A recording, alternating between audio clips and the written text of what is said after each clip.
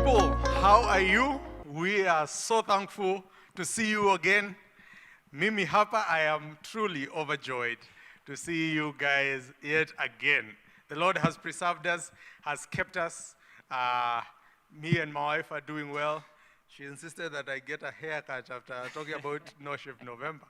So, yes. And I'm back again on this show with my good friend Daudi. We really, truly thank God, especially because He has spared us from this COVID-19 second wave pandemic.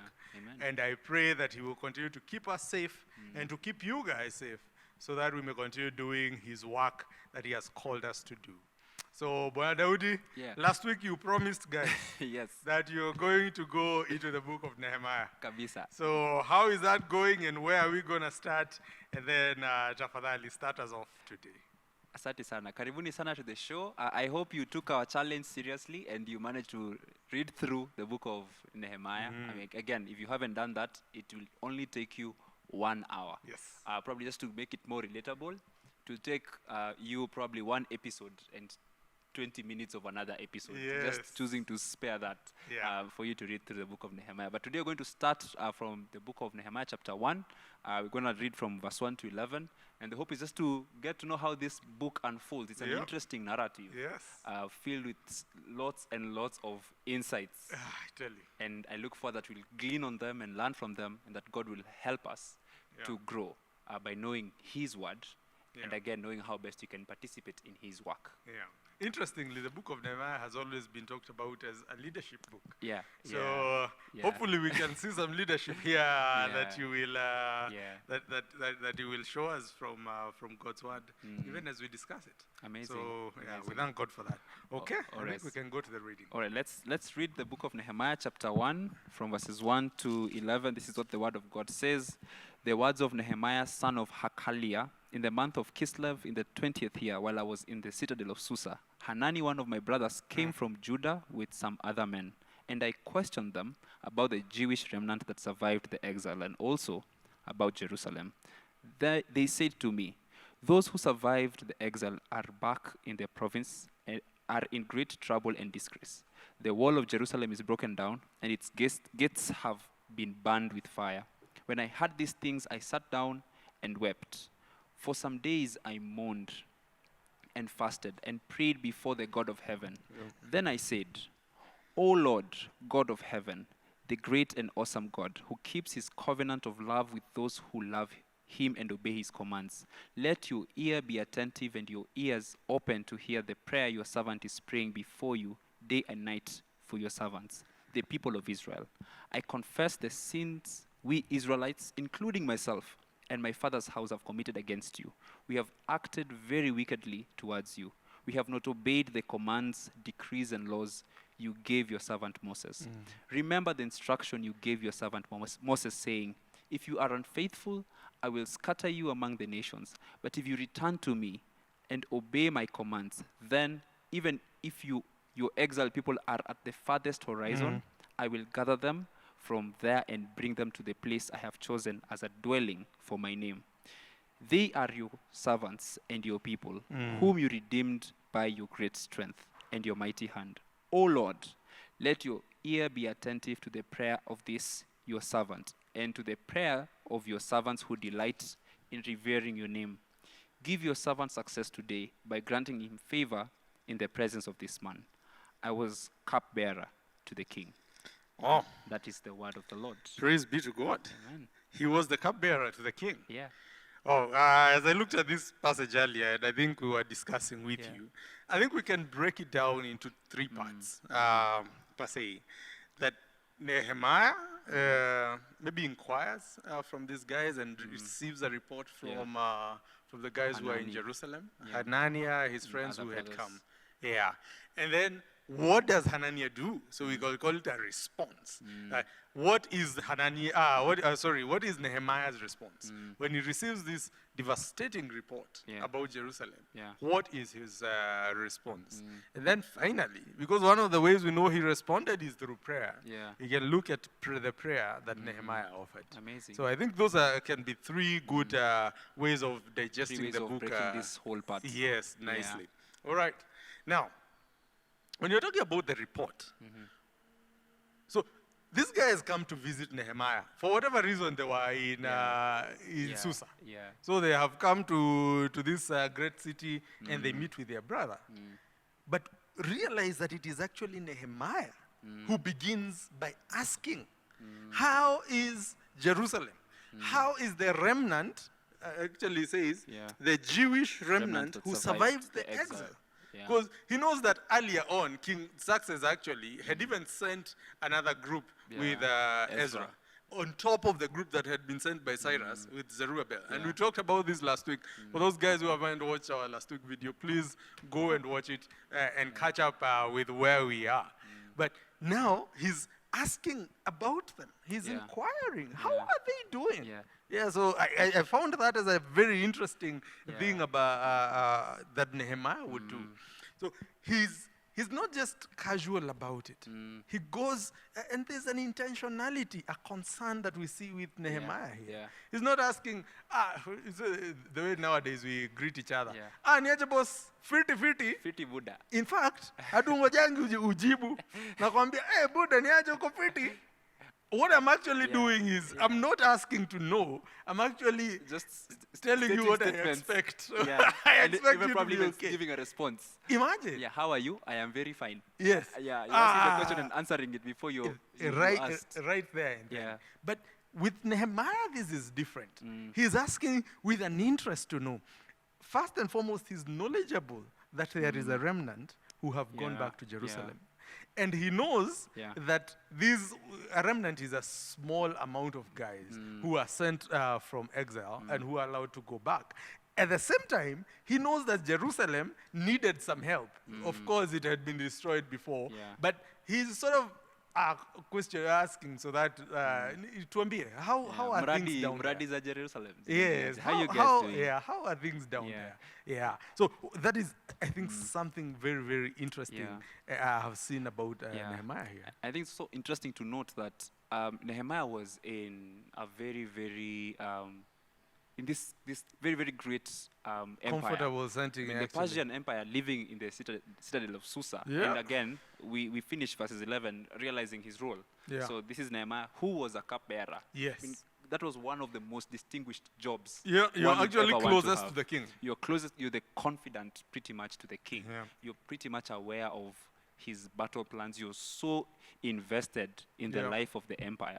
But again, in as much as he's so many, many miles away from Jerusalem, Yeah. his heart is yearning to know, how How are my is- brothers in Jerusalem? Yeah. What is the state of our city, the city of God? Actually, you said something interesting. Our city. Yeah, He how is- actually yeah, our resonates that city. I am actually part of the guys of so Israel. we see him that he hasn't lost his full identity as an Yes. Israelite.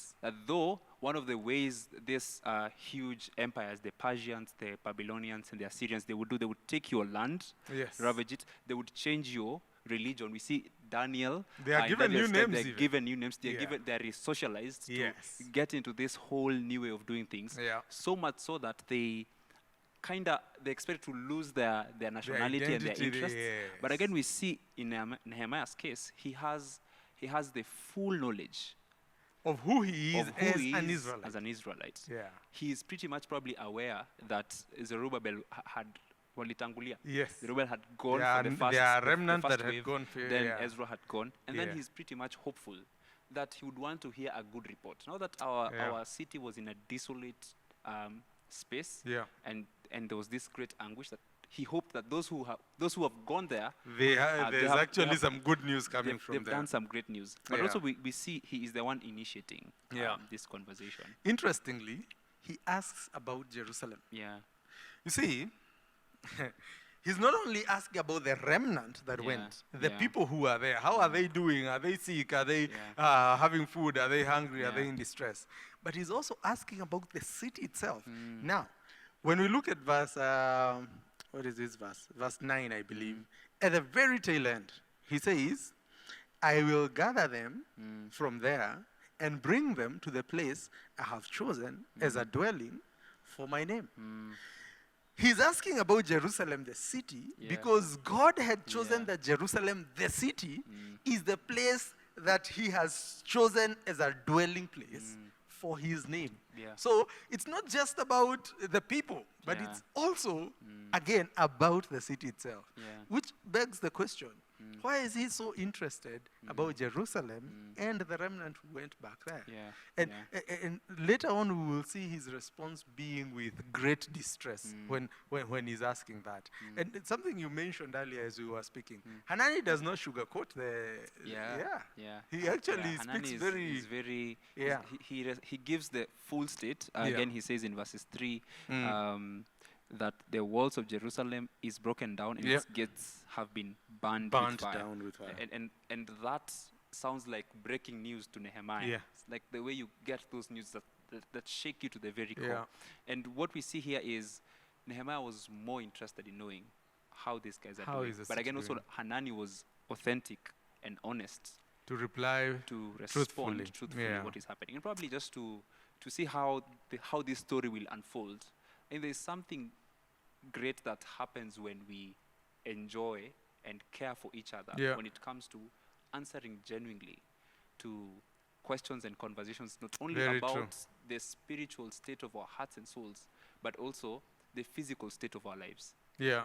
So I think there's value. There's Yeah. value in being able just to ask and to have these deep conversations about what is happening in God's kingdom, Yeah. and also what is happening not only in our personal lives, but also in our homes, in our Yeah. societies, and in our country. Yeah. And what we will see later on is that this one subtle conversation of how is Yeah. Jerusalem doing We'll actually bring out will something bring that out is. something greater, that would probably would not have otherwise come from if this conversation wasn't Yeah. taken, didn't happen in the first place. Yeah. Yeah. Or with the depth that it Yeah. actually happened. Which begs me to ask, maybe even to our viewers now, that how often do we ask people intentionally, deliberately, about their state? Whether it is the spiritual state or the physical state. How often do we ask someone, how are you doing?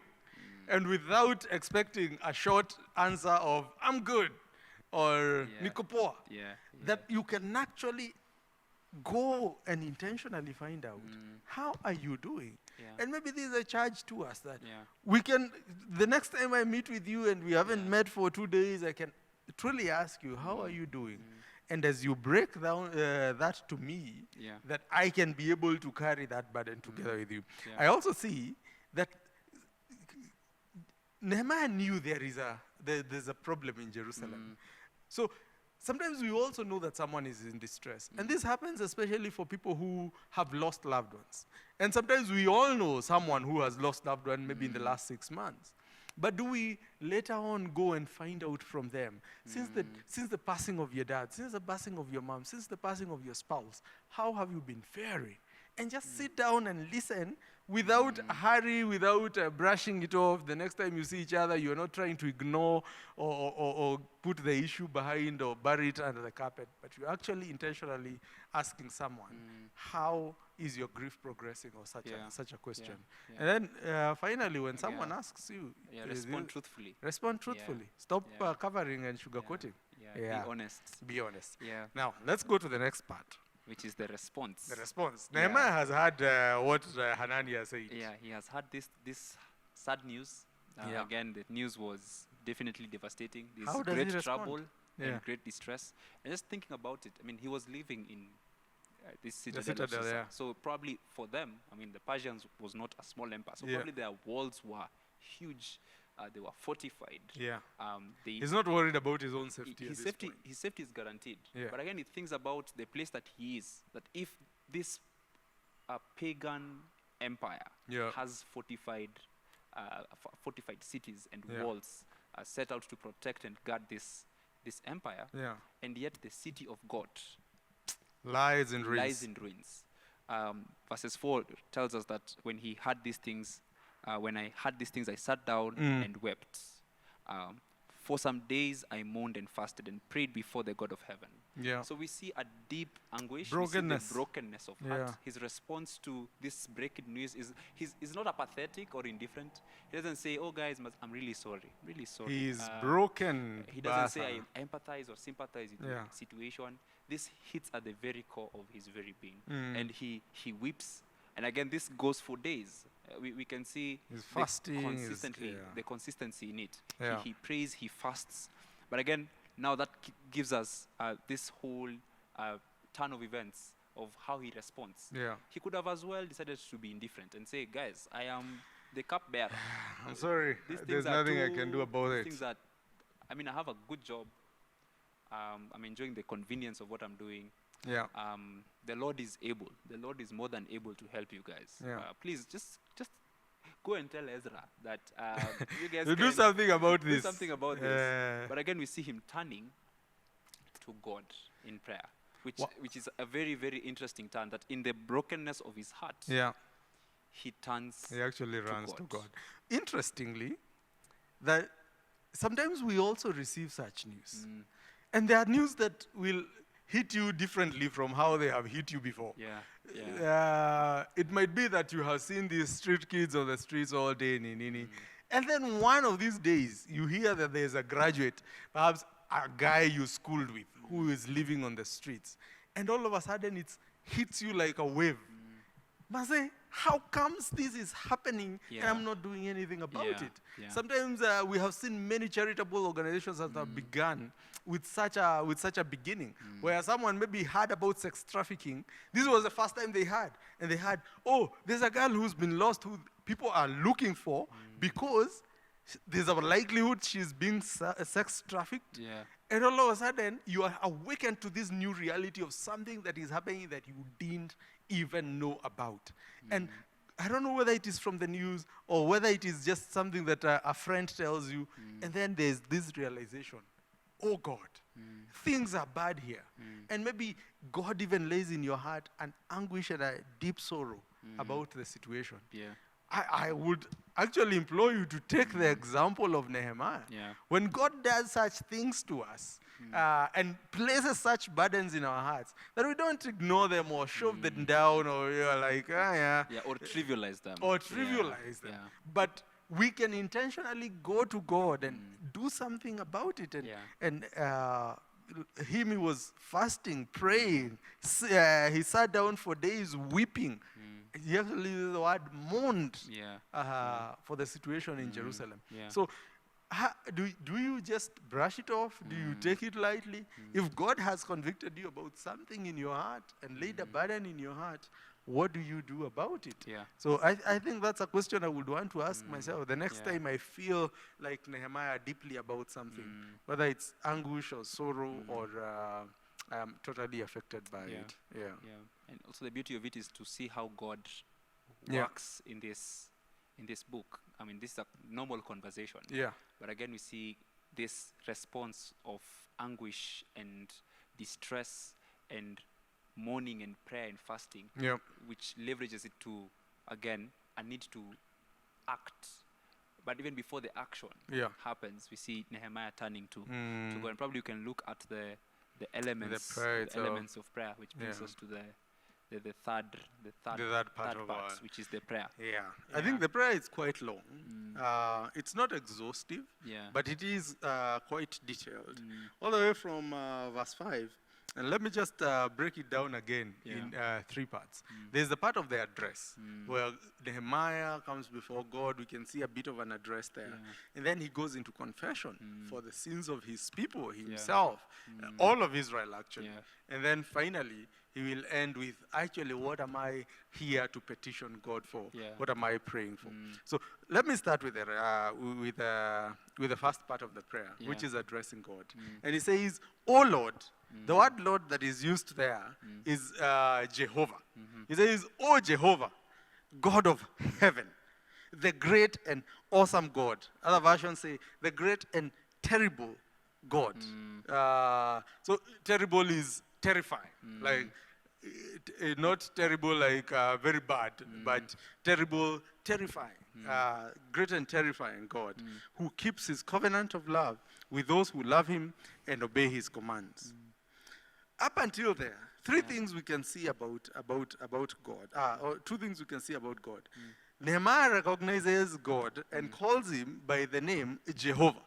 He is not confused about who he is addressing. He knows the God with whom the one he serves, the one he's talking to. That this is God Jehovah. So, and the first question is, do you know who is the God that you address? And sometimes when we are talking about God, we have a hazy view of who Yeah. God is. Yeah. And the only way our view of God can be refined is actually through reading his word. Yeah. This is where he has exposed himself. This is where he has told us who he is. Yeah. This is where he has described himself to us. And unless we have interacted with God's word, we may not even know who to address. Or among all these gods that other religions pose to us, Yeah. how can we say that we know a distinction between those gods and our God? Yeah. Nehemiah clearly did, because there was a knowledge of who God is. Yeah. Secondly, he says, you are the God who keeps his covenant of love with those who love him and obey him.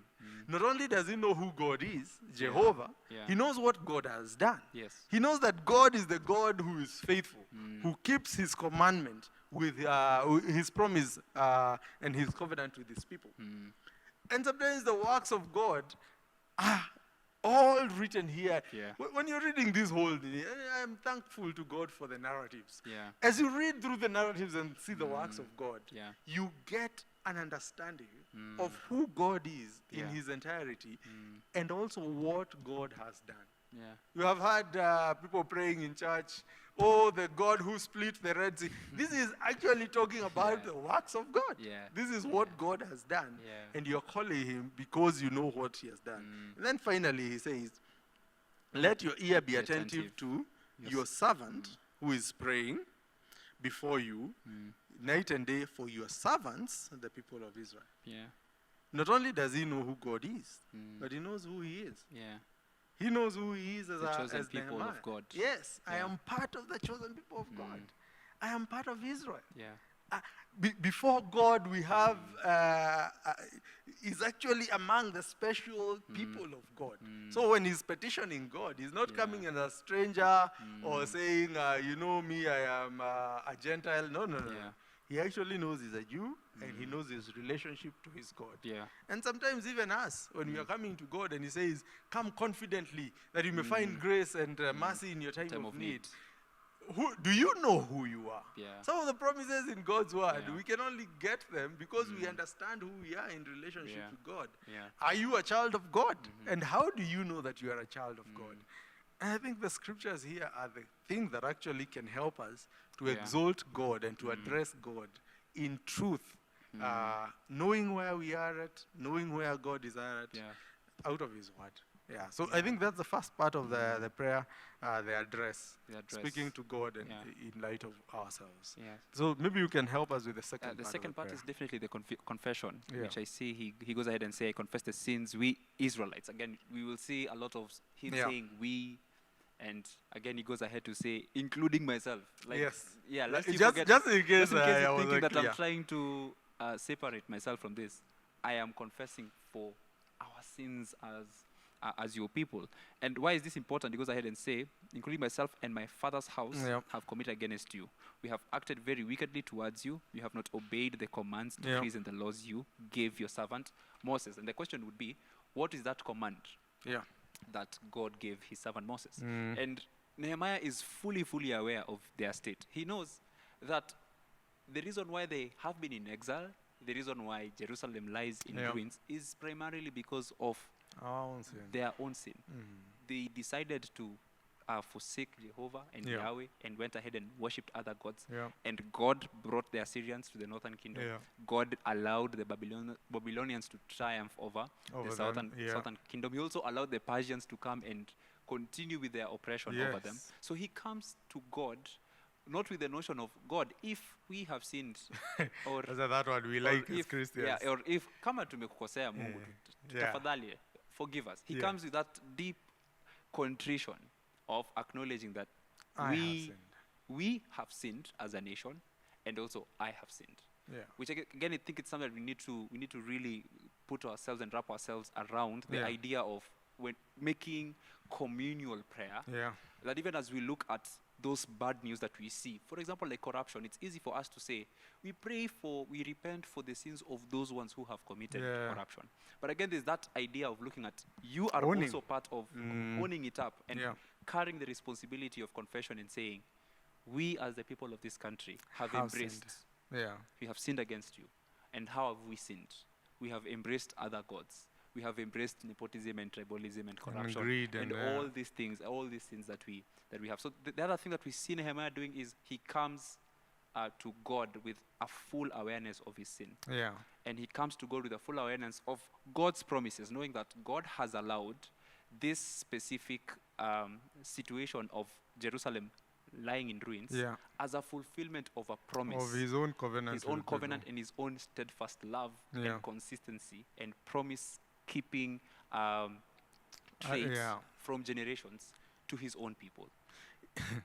Interestingly, that Yeah. God, when he says, I am watching over my word to fulfill it, Yeah. even when he is actually fulfilling the need for punishment, his word Yeah. for punishment, He goes full way. yeah, He goes full he's way. not Yeah. realize that the confession Nani gives, the confession Nehemiah gives. Yeah. First, he says, we have acted very wickedly Yeah. or very corruptly. Yeah. Like, he's not saying sugarcoating and Yeah. saying, Yeah, tulifanya, kiasi tu. yeah, Yeah, kiasi. or excusing their sin or trying to hide it or, he's not giving reasons. Yeah. He's actually saying, God, we have done it, we deserve it. Yeah. And then I like the other aspect where even when he realizes that it has been painful for Israel, he almost sort of embraces it Yeah. and rejoices in it. Yeah. You see, the punishment of God, when he says that he punishes us to discipline us, he's actually punishes Purging us us. to chastise us, to prune us.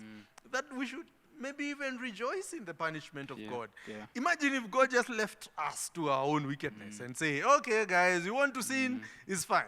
You guys do whatever you want. Sometimes punishment is actually a work of grace Yeah. that is coming from Yeah. God. So That's true. maybe That's the true. next time we are receiving punishment for our own sins from God, that we can actually rejoice in his punishment and say, hey, Yeah. God, I am grateful that actually you did not let me just do what I wanted. Yeah. You stopped me in my tracks and actually punished me for that. Yeah. And that probably another reflection would be whether we go to God Yeah. and confessing our sins to him yeah. and outrightly laying out the specific sins and actually calling it out and taking full responsibility Yeah. even for the communal For the communal sin. sins that have been done. Yeah. Another thing we see, again, he goes ahead and goes to verses 8 and says, remember the instruction Finally, you yeah. gave your servant Moses, saying, if you are unfaithful, I will scatter you among the nations. Yes. He acknowledges that it's because of our Yeah, unfaithfulness. But again, we actually did it. but again, Yeah. he goes ahead to say, if you return to me, Yes. that was God's command to Moses, and obey my commands, Yeah. then even if your exiled people are at the farthest horizon, I will gather them from there and bring And them bring to that them place I have chosen as a dwelling place for my name. For my name. So Nehemiah is actually saying, I know you have treated us as Justly. we deserved. As Justly. we deserved. Yeah. But again, it's reminding him that if we turn our eyes to you, if we return to you, you are more than able to extend grace Yeah. and to return us back to what you had promised. Actually, coming to the third part of it, his request, number one, is for God to remember. Yeah, Remember your promise. Yeah. And you said if we turn, you will actually forgive us. yeah, And actually return us to our land where you have placed your name to dwell Yeah. and to be glorified.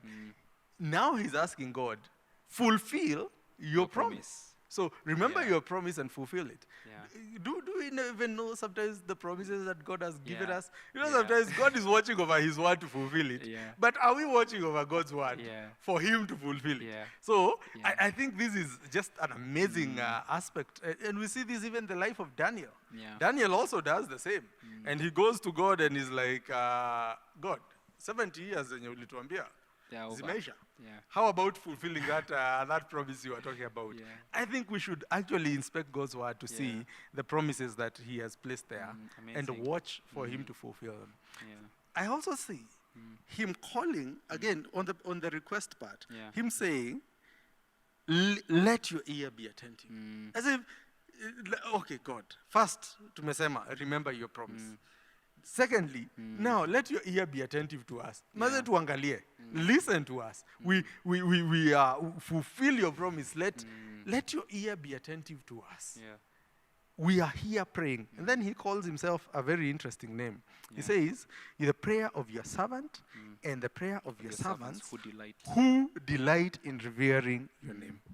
You realize these are the same servants who were sent to exile because they had sinned. Yes. Now he's calling them the servants who delight in revering your name. Yeah. So what has changed? When he's calling on this promise, Yeah. at first they were the guys who acted wickedly and you sent them to exile. Yeah. But now he's saying, those same guys now have gone back to the worship of you and the revering of your name. Would you look Yeah. kindly to them and Yeah. respond to their prayer? Wow. So Wow. I think that was really amazing, amazing right there. Yeah. Yeah. Also, the amazing thing we see is that Nehemiah responds with a deep knowledge of God Yeah. in his promises, and this is fully displayed with a deep confidence in prayer. Yeah. He chooses to turn his face to God, his broken heart to God, To God. his anguish to God. Yeah. And he chooses to make this final request Yeah. that leaves us with like something to Boom. anticipate. Yeah. He leaves us with, give your servant success today by granting him favor in the presence of this man.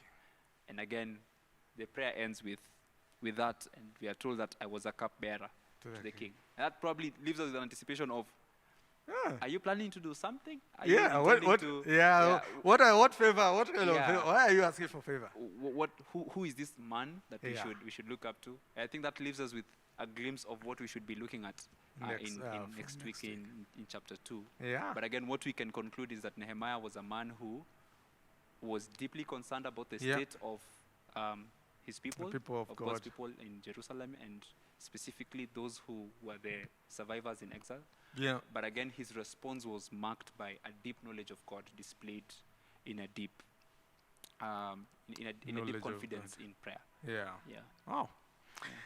Nehemiah has become for us truly a great example of how to respond to times of distress and to news as such. And I pray for you too, as you look at the prayer of Nehemiah and what we have discussed here today, that these will fuel your confidence to go to God in prayer.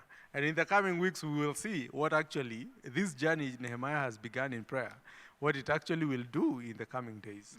So stay tuned, guys. Tafadhali, share the video, comment down there so that we may read your comment as well, and interact with us. We are so grateful for those of us who have given us feedback before, and we pray that you keep it coming. And we are continuing, we will continue to do the work that God has called us to do here. Asanteni sana. See you next week.